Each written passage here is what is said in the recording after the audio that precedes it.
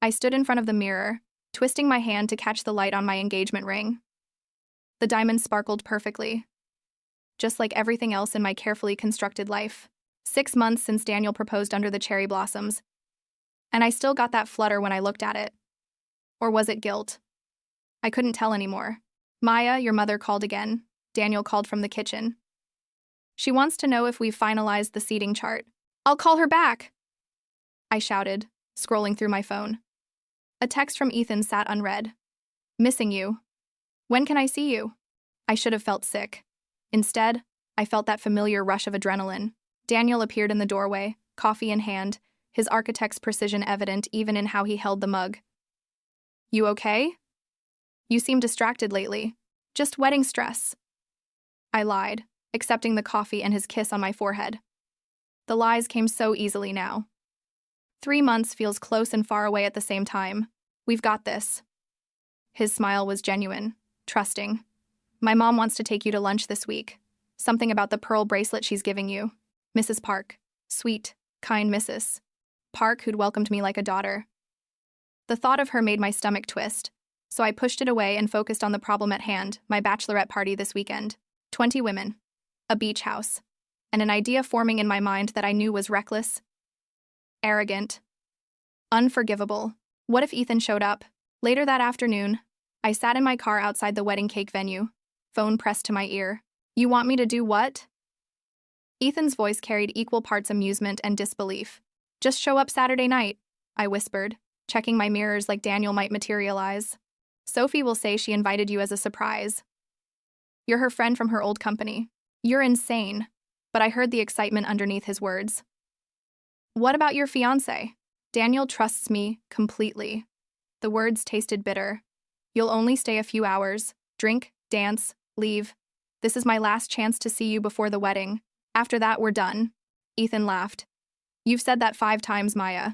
I mean it this time. Sure you do. Fine. I'll be there. This should be interesting. I hung up and stared at my reflection in the rearview mirror. What was I doing? Inside that bakery was a man who'd learned to make kimchi jjigae from my mother, who'd held my hand through my father's health scare, who looked at me like I was something precious, and I was about to betray him in the most spectacular way possible. I walked into the bakery. Daniel's face lit up when he saw me. There you are. They have this amazing chocolate raspberry cake. You have to try it. He pulled me close, and I smiled up at him like the devoted fiancé I was supposed to be. The deception felt like breathing. The beach house was perfect, sprawling windows, ocean views, enough bedrooms for the entire wedding party.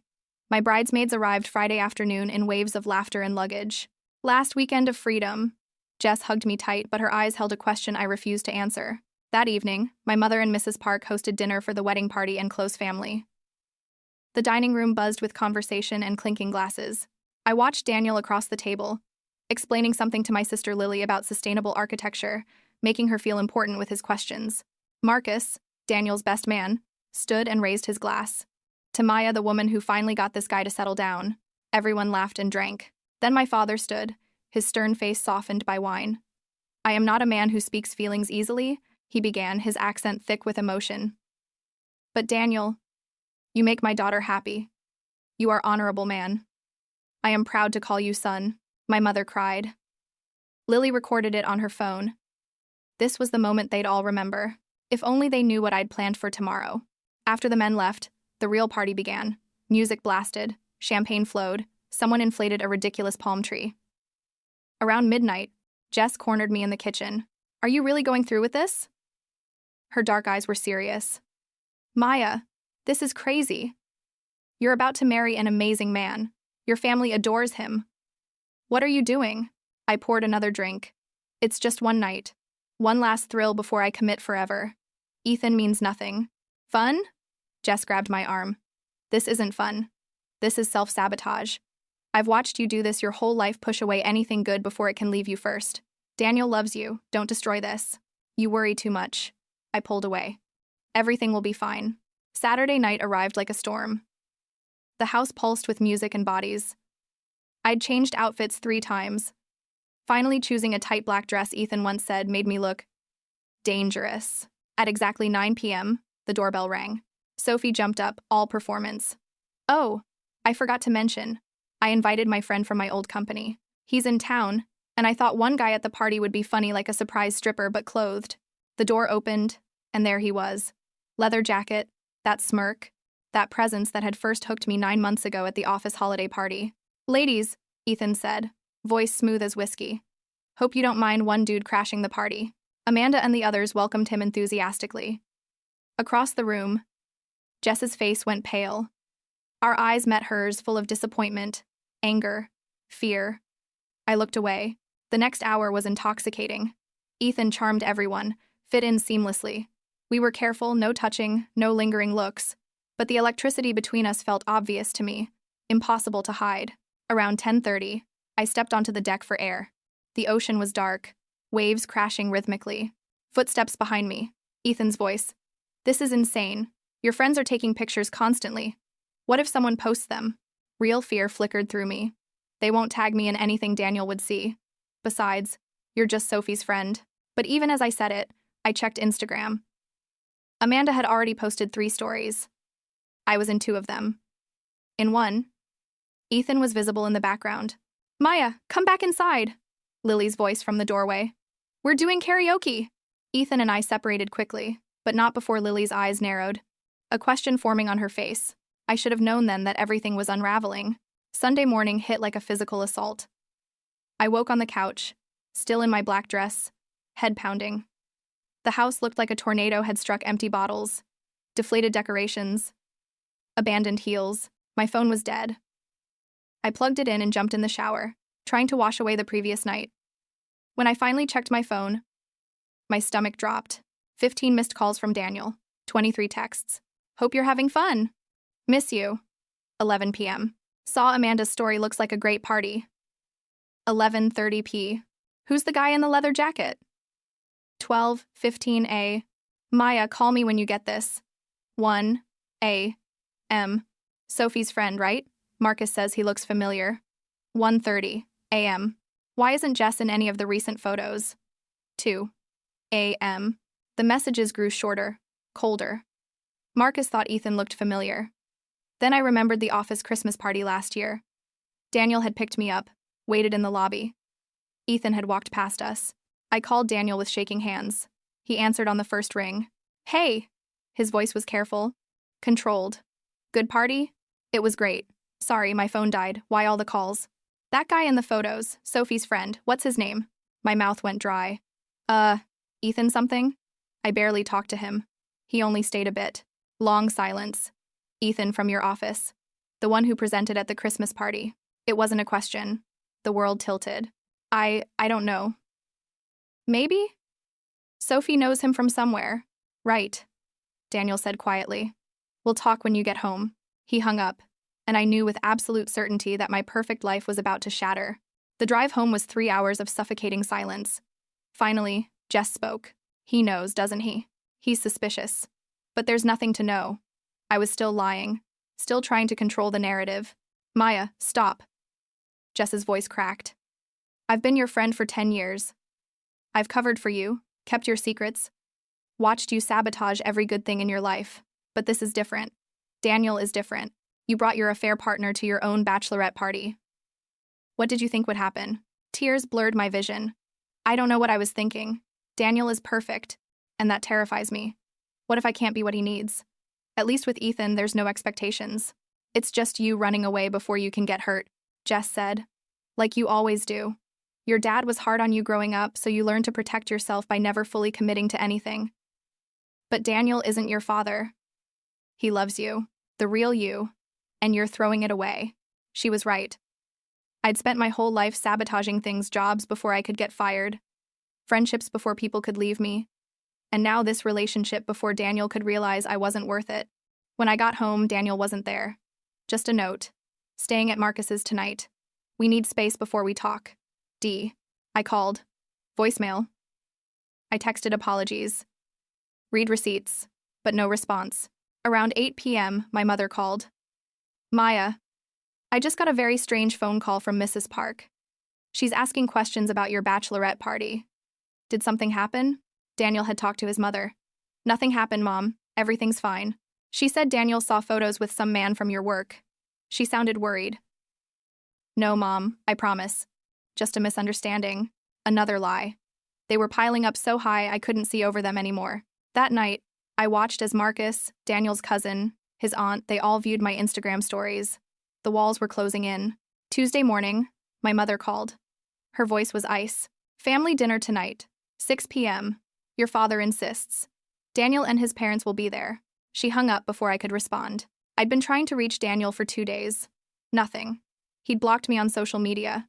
Marcus had told me coldly that Daniel was processing. I arrived at my parents' house at exactly 6 p.m., hands shaking. Daniel's car was there. So was Marcus's. When I walked in, everyone was in the living room. My parents, Lily, Uncle Richard, Mrs. Park, and Daniel. The atmosphere was funeral quiet. Sit down, Maya. My father's voice could cut glass. I sat. Daniel wouldn't look at me. Mrs. Park's eyes were filled with tears. My mother looked at me like I was a stranger. What's going on? I asked, though I knew. Marcus stood, laptop in hand. I'm a digital forensist. Did you know that? Maya? I specialize in recovering deleted data. He opened the laptop. Daniel asked me to look into something. At first, I told him he was being paranoid. But then I found this. He turned the screen. My Instagram DMs with Sophie from 3 weeks ago. Messages I deleted. Ethan confirmed for Saturday. This is crazy but exciting. Make sure you act surprised when he shows up. Sophie's response. Maya, I love you, but this is a terrible idea. What if Daniel finds out? My response. He won't. Trust me. How did you get access to your Instagram? Marcus's voice was cold. Daniel knows your passwords, Maya. You shared them when you moved in together. Remember? No secrets between us. You said. I looked at Daniel desperately. His jaw was clenched, tears in his eyes. Tell them it's not what it looks like, I begged. Then what is it? Daniel's voice broke. Because to me, it looks like you invited your affair partner to your bachelorette party. An affair Marcus confirmed by talking to your coworker Kevin. He finally looked at me. And the pain destroyed me. How long, Maya? How long have you been sleeping with Ethan? My mother gasped. Lily started crying. Mrs. Park put her face in her hands. 9 months, I whispered. But it meant nothing. Daniel, I love you. I want to marry you. You love me?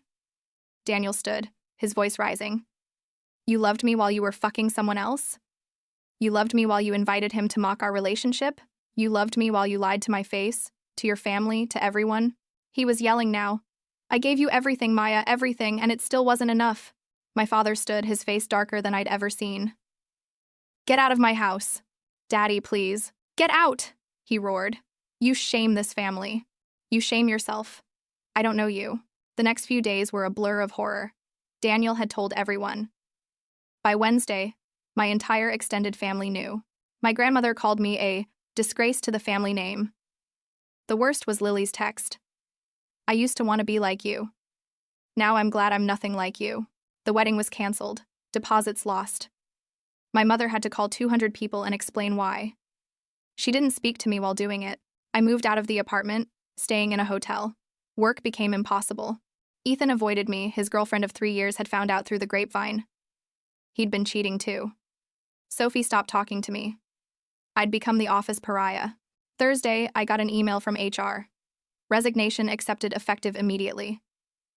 I hadn't resigned. My boss explained that Ethan had complained about my harassment, a lie, but the company believed him. He was staying. I was leaving. I'd lost everything.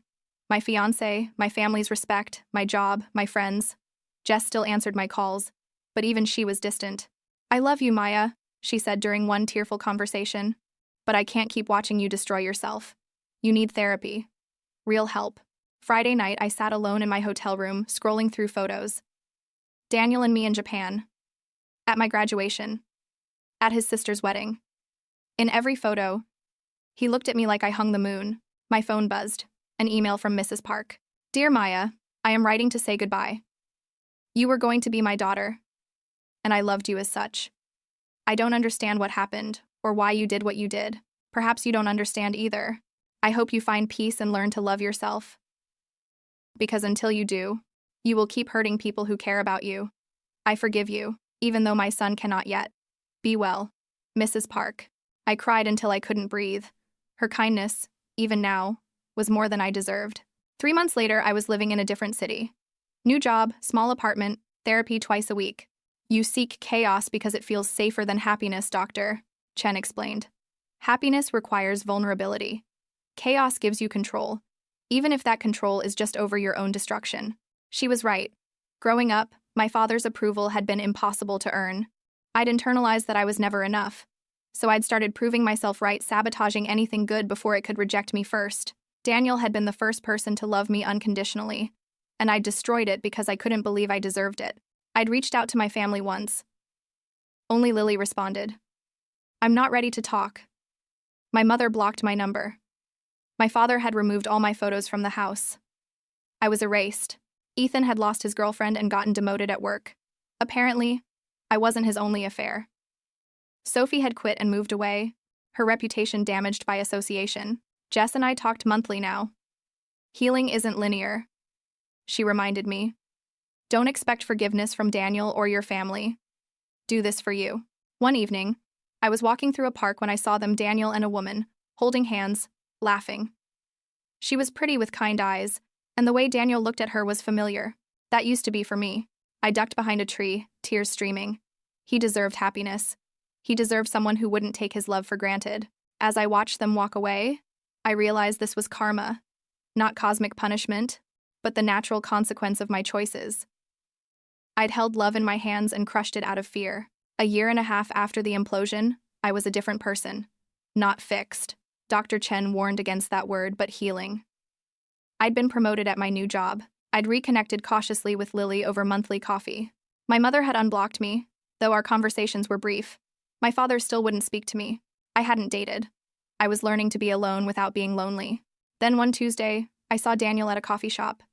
My first instinct was to run, but something made me stay. Hi, I said quietly. He looked up, multiple emotions crossing his face. Maya, I don't want to bother you. I just wanted to say I'm sorry. Really sorry. Not because I expect anything from you, but because you deserve to hear it said properly. My voice shook. You were the best thing that ever happened to me, and I destroyed it because I didn't believe I deserved good things. That's not an excuse, just an explanation. You deserved so much better. Daniel studied me. I heard you moved away. Started therapy. Lily told you? We stayed in touch. She's worried about you, even though she's still angry. He gestured to the chair. Sit. 5 minutes. I sat, stunned. We talked about now, not the past. His architecture firm had won a major award. The woman I'd seen him with was Rachel. They'd been dating 8 months. He seemed happy. I've forgiven you, Daniel said finally. Not for you, but for me. Carrying anger was poisoning me. You made terrible choices, but you're not a terrible person. You were broken and you broke me in your breaking. I hope you're healing. Tears streamed down my face. I don't deserve your forgiveness. Maybe not, he agreed. But I deserve peace. Forgiveness gave me that. He stood to leave. Maya, the best revenge, if you want to call it that, is living well. Figure out who you are without needing someone else to define you. That's the work. Then he left. And I sat there crying quietly. That evening, I opened my journal and wrote, Today I saw Daniel. He's happy. I'm getting there. That's enough. I would never have the life I'd almost had, the wedding, the family approval, the fairy tale. But I was building something real. A life I didn't need to sabotage because I finally believed I was worth keeping it. The shame would always be part of my story, but it didn't have to be the ending. I thought about the girl who'd invited her affair partner to her bachelorette party. So arrogant and self-destructive. I mourned her. And the people she'd hurt. And the future she'd destroyed. But I also thanked her. Her destruction had forced me to rebuild from honest foundations. Redemption wasn't forgetting what I'd done. It was remembering, learning, and choosing differently every single day. It was accepting that Daniel's family would never be mine, that my father might never speak to me again, that I'd be the cautionary tale in some people's minds forever. But I was learning to be enough for myself. And slowly, painfully, honestly, that was starting to matter more than anything I'd lost.